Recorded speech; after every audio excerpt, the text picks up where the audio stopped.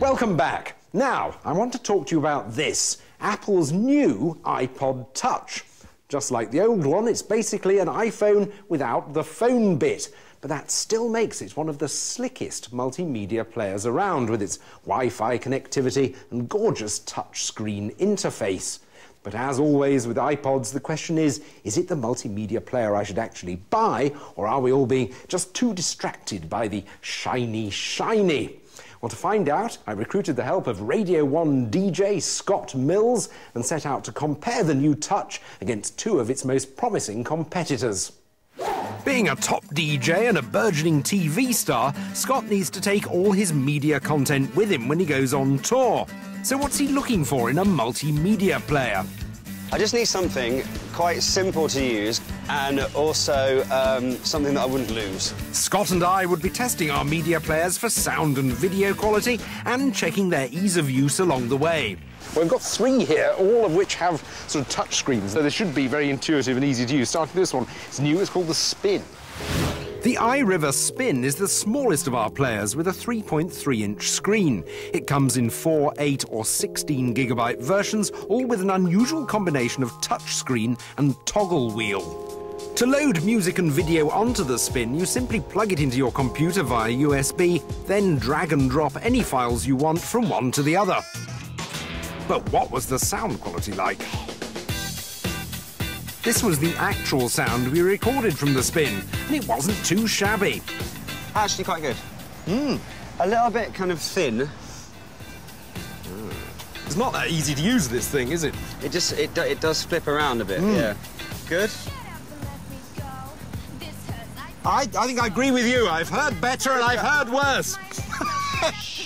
What? Next, we tested how good the Spin was for watching video. For me, it's too small. You can't really see it that well when you're outside. There's so many reflections, aren't there? Yeah. It needs sort of black cloth. Or your jumper, in fact. I'll put it on. Shall I do that? Do. Okay. Can you do that? Yeah. Right. It's quite good. Quite good colours. Obviously, this would be a slightly weird look when you're out in public. Yes. Can I come out now? So, the music was acceptable, but the video was unwatchable outdoors, and I don't think Scott was very impressed with the feel of the Spin. It just feels a little bit kind of, can I say cheap? I just feel like it's all going to kind of come apart in my hands that bad? any second, which it will, because I'm that clumsy. So, would he be more taken with the iPod Touch? The Touch has a 3.5-inch screen, up to 32 gigabytes of storage, and though it has no radio, it packs plenty of extra features like maps and email. You can download music directly from iTunes via a Wi-Fi connection. So we came indoors to a Wi-Fi zone. OK, so, and buy now. Buy now. There it is. So, how did the music sound? OK. Have a listen. Right. What do you think of that, then? It's not bad. I mean, it's similar to the Spin, I think, in sound. Just because it looks so lovely, it's Apple, you'd think it'd be a bit better, maybe. But it's not embarrassingly awful. I just wanted to have a bit more detail, maybe. Yeah, I think so. It was a bit crisper at the top end. Annoyingly, you can't download video via Wi-Fi. You've got to plug in and access iTunes the old-fashioned way. Not bad at all, is it? That was pretty good, really. I mean, it's good colours. Quite a good detail. For something quite small, you could watch that on a plane or whatever. Yeah, absolutely. And would the video look good in daylight? Yeah, it's better, loads better. So, overall, despite the Touch's slightly mushy sound, Scott was quite taken with it. I really like it. I think it's lovely. It's very easy to use.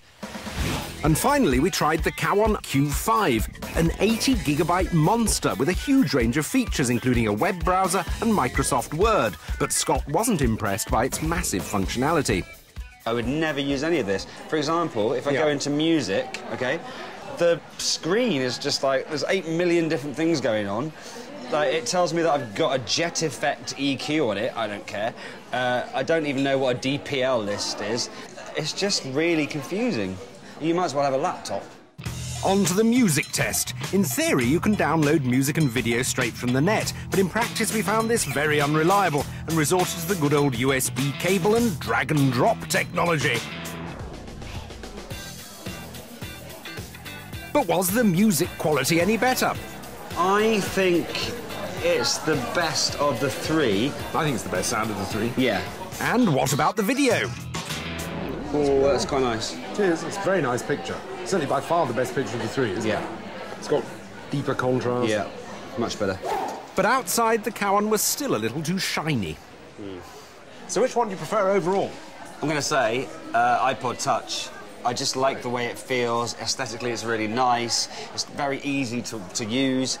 Even though the sound quality isn't brilliant, I'll sacrifice it for that. And even though it doesn't actually have a radio. Well, the thing is, I'm obviously the best thing on anyway, and I can't listen to myself, so that doesn't really bother me, John. I get the feeling you don't quite mean that. Nah. OK, time for the G ratings. Yep. And let's start with a loser, which I guess is the spin. Yes, just 2 Gs for the spin. I mean, it looks promising as a design, but that interface doesn't quite deliver, and the finish, as Scott pointed out, is really a bit tacky. Which is a shame, because I think iRiver have got the design spot Absolutely, on. the styling looks great. Cowan next, 3 Gs for that. The picture quality is great. The sound quality is the best of the 3, and it'll do virtually anything you throw at it. It's very versatile, but it is... A brick. A brick. Very heavy on the pocket, literally. Which brings us to the iPod Touch. 4 Gs for the iPod Touch. It's got a great interface, it looks glorious, but that sound quality stops it getting 5 Gs. Obviously, room for improvement there, but you know what I'm thinking? You're going to hate me for saying it. I know what you're thinking. My new 3G iPhone does everything that at least our winner in this category does, and allows me to make phone calls. True, but you might have a phone you like already. You might not want to be tied to a contract, in which case the iPod Touch would do very nicely. And there are other phones available, you know. Look what I've got. Launched last week, the new Nokia N96. The replacement for the Nokia N95. It has loads of new features. It's got 16 gigabytes of internal memory. It's got a better music player. That's been much improved. It's still got that camera that's much better than the iPhones, with better video. And what about the much heralded TV viewing experience that the N96 is supposed to offer? Well, it does have built in a DVB-H receiver, so you can receive digital video broadcasting handheld. The only problem with that is that in the UK we don't have any DVB-H transmissions, so you have to go somewhere like the Netherlands or Estonia to receive them, so I don't think it's much use for us here in the UK. But if you'd like to see a fuller review of the new N96, then go to our website, where I've given it a thorough testing.